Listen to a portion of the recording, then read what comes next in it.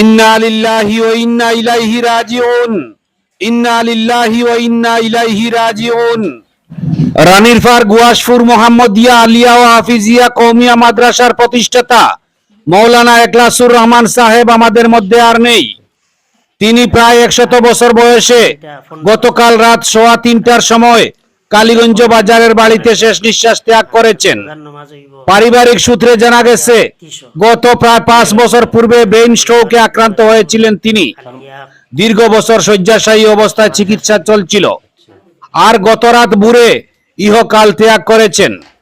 মৃত্যুকালে রেখে গেছেন স্ত্রী, 5 পুত্র ও একমাত্র কন্যা সন্তান সহ নাতি নাতনি, অসংখ্য গুণমুগ্ধরা। মরহুমের জানাজার নামাজ আজ বিকাল 3:30টার সময় মাদ্রাসা প্রাঙ্গণে অনুষ্ঠিত হবে।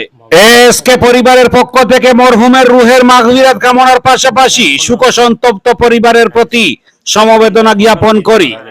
বাবা কটার সময় মারা গেছে?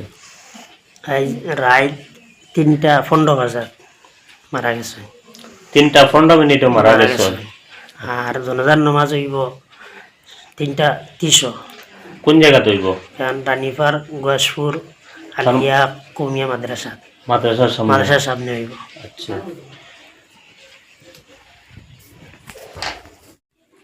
ইন্না লিল্লাহি ওয়া ইন্না ইলাইহি রাজিউন।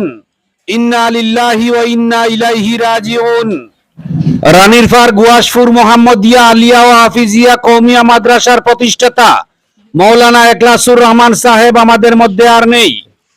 তিনি প্রায় 100 বছর বয়সে গতকাল রাত 3:15টার সময় কালীগঞ্জ বাজারের বাড়িতে শেষ নিঃশ্বাস ত্যাগ করেছেন। পারিবারিক সূত্রে জানা গেছে, গত প্রায় 5 বছর পূর্বে ব্রেইন স্ট্রোকে আক্রান্ত হয়েছিলেন তিনি। দীর্ঘ বছর শয্যাশায়ী অবস্থায় চিকিৎসা চলছিল, আর গত রাত ভোরে ইহকাল ত্যাগ করেছেন।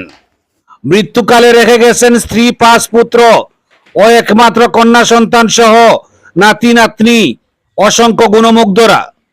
মরহুমের জানাজার নামাজ আজ বিকাল 3:30টার সময় মাদ্রাসা প্রাঙ্গণে অনুষ্ঠিত হবে। এসকে পরিবারের পক্ষ থেকে মরহুমের রুহের মাগফিরাত কামনার পাশাপাশি শোকসন্তপ্ত পরিবারের প্রতি সমবেদনা জ্ঞাপন করি। বাবা কটার সময় মারা গেছে? রাত 3:15 বাজে মারা গেছে। 3:15 মারা গেছে। আর জনাজার নামাজ হইব 3:30। কোন জায়গাতে হইব?